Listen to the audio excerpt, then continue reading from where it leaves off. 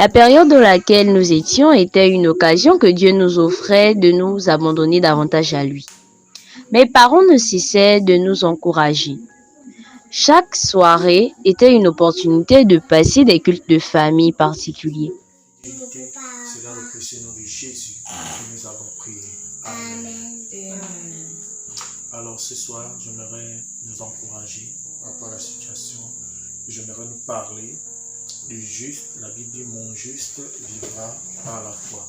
J'aimerais que nous puissions ouvrir nos Bibles dans le livre de Hébreux chapitre 10, le verset 38. Alors Hébreux 10, 38 dit ceci. Et mon juste vivra par la foi, mais s'il se retire, mon âme ne prend pas plaisir en lui. La Bible dit, et mon juste vivra par la foi. Alors nous sommes dans une période où on parle de confinement.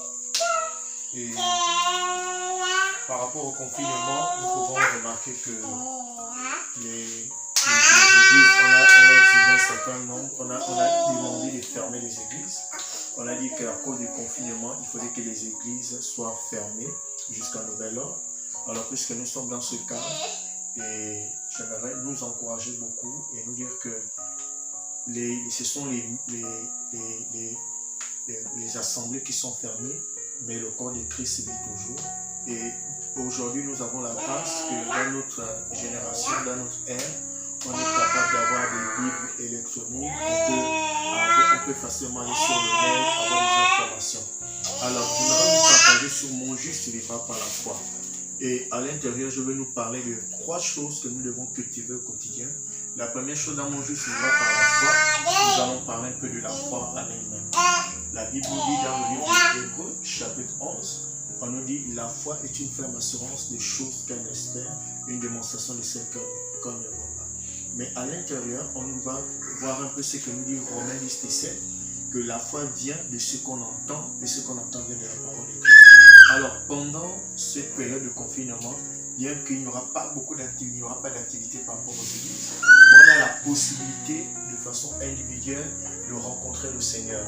La Bible dit dans le livre de Josué, chapitre 1, le verset 8, que ce livre de la loi ne s'éloigne point de ta bouche, médite-le jour et nuit. Alors, par rapport à cela, j'aimerais que dans ces temps, chacun de façon d'abord individuelle, puisque la parole nous dit que le salut est personnel, donc d'abord de façon individuelle, chacun devra rencontrer Dieu, chacun devra avoir une rencontre personnelle avec la parole. Dans Josué, on a dit que ce livre ne s'éloigne pas de notre bouche, mais qu'on le médite jour et nuit. Donc là, on a la lassitude, on a le temps, on n'est plus préoccupé par autre chose. Parce que l'un des pièges par rapport au confinement, c'est de tomber dans la distraction. Et là, lorsqu'il y a la distraction, la foi prend un coup. Or là, on a la possibilité de pouvoir faire grandir notre foi, de pouvoir connaître Dieu davantage. Et je vais terminer sur ce point. Dans mon jeu, c'est vrai par la foi, dans le fait qu'il faut la nécessité de faire grandir sa foi.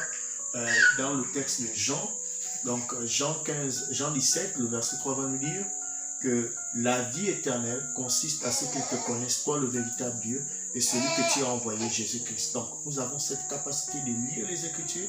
L'un des problèmes qui fait que la foi de tout des chrétiens ne soit pas active, c'est tout simplement parce que on se remémore plus les passages que nous avons lus, or ce que nous avons eu à lire, mais c'est que Dieu veut que l'Église puisse faire ce quoi?